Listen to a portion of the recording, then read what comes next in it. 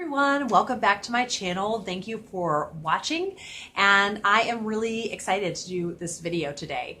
So I don't know if it will be coming out before or after my 2020 goals video, so I will explain in case it's coming out before and you are confused about what is coming up. I recently watched A Pocketful of Miracles directed by Frank Capra, and loved it so much and realized that all of the Frank Capra I've watched I've really loved, and I love kind of how there's this feeling of hope and just this really lively, fun, humorous atmosphere to his movies. And I realized I decided I want to watch all of Frank Capra's films and document it on year, because even though I am primarily a booktube channel, it's also my channel, so I can talk about whatever interest I have. And I feel like the people that watch me, that like the kind of books that I like, might also enjoy Frank Capra films. So this is the very first video I will be doing, and it is on A Pocketful of Miracles, or just Pocketful of Miracles.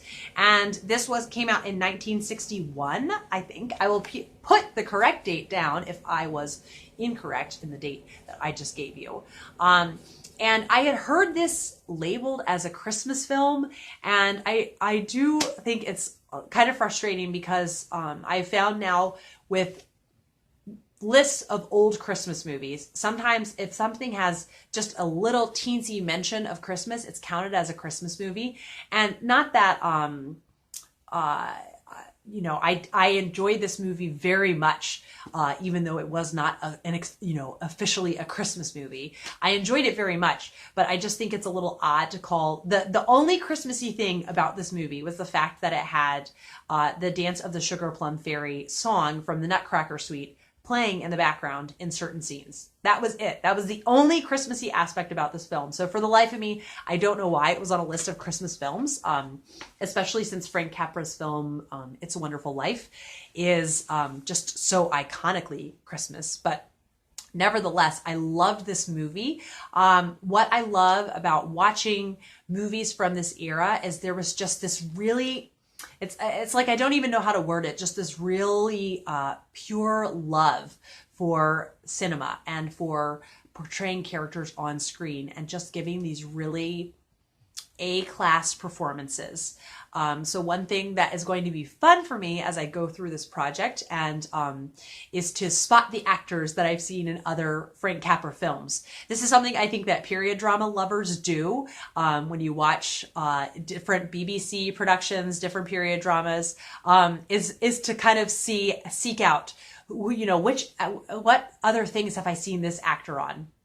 To do those things. And it's really fun to do that. So I will be doing that. So the two actors that I spotted from It's a Wonderful Life, one of the other Frank Capra films I've seen, is Thomas Mitchell. He's Uncle Billy in It's a Wonderful Life, and he plays a judge in this one. And then Sheldon Leonard, and in It's a Wonderful Life, he's the bartender Nick.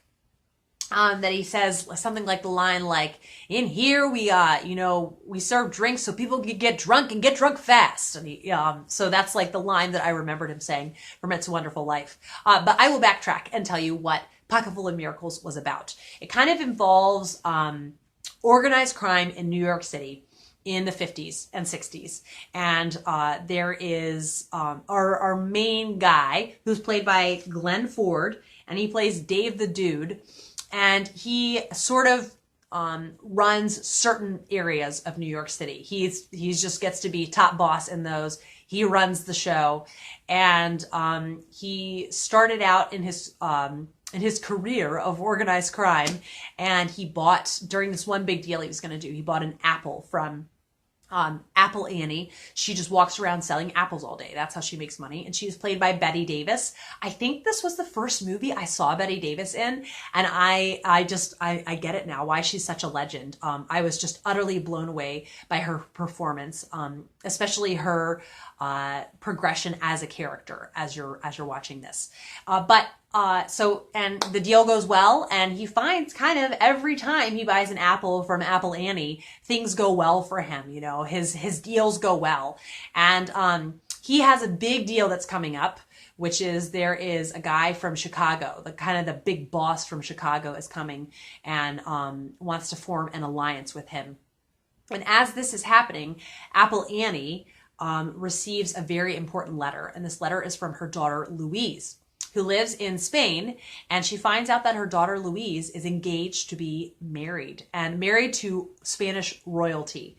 What her daughter, Louise, doesn't know, Louise has been living away a long time, and you don't know kind of why has she been living away for so long? Why does she know so little about her mother? But her mother has been having her letters sent to this really fancy hotel in the city. So Louise thinks her mother is living in like a penthouse suite in this hotel. And so she says she's engaged to be married and she wants her mother to meet her future husband. She's sailing in on a ship. And so at this point in the movie, we have seen Dave the Dude kind of bring this daughter of someone who he used to make deals with, who owes him a ton of money. And the daughter says, you know, he died and I don't want his debt to be on my conscience. So I'm going to pay you back every cent.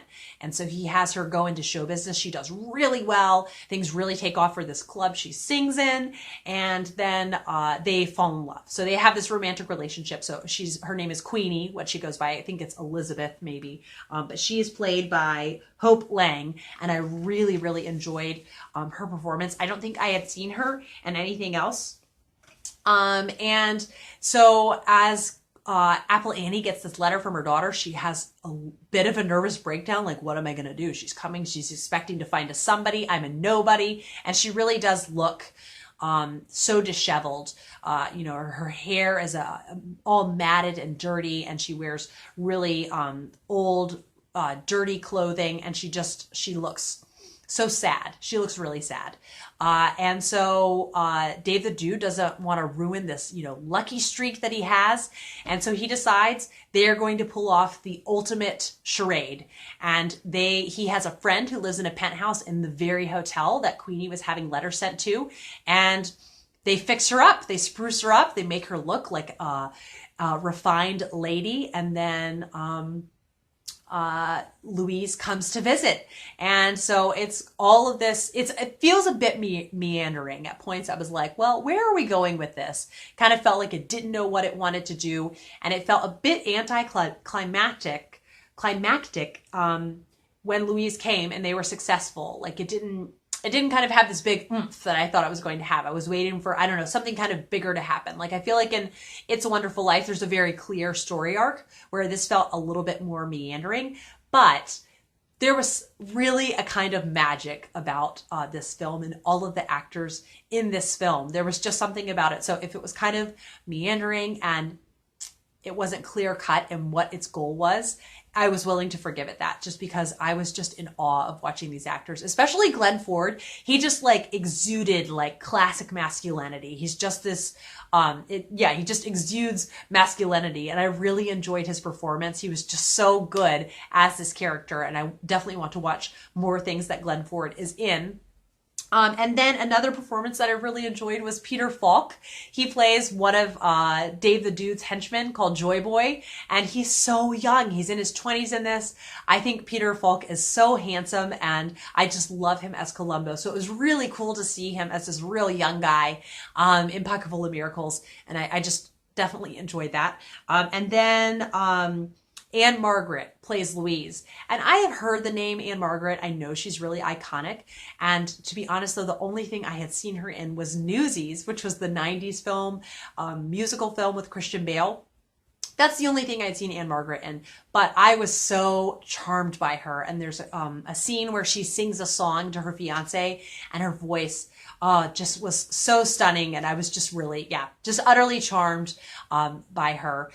So yeah, like I said, there's not this like huge big story arc, but if you just love kind of like just films with pizzazz and charm, I definitely recommend this one. There were lots of very, very funny lines, and I really, really enjoyed it. And I can't wait to watch more Frank Capra movies. So I hope you enjoyed this first installment in my Frank Capra project. And I look forward to continuing on. I don't know what I'll be watching next. I like keeping it kind of open-ended. I don't think I'm going to have any special kind of order. But yeah, I will be back for another video soon. Have a lovely day. Bye.